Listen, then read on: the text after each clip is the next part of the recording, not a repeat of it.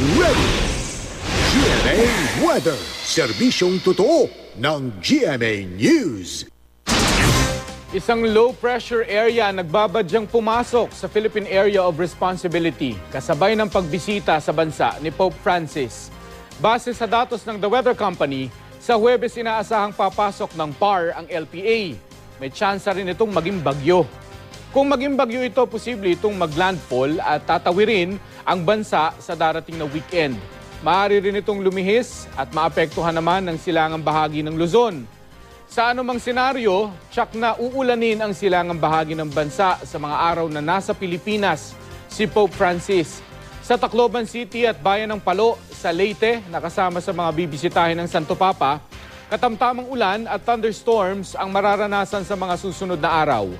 Sa Cebu naman, kung saan ipagdiriwang ang Sinulog Festival, magiging maulap at posible ang mahihinang pag-ulan sa susunod na mga araw.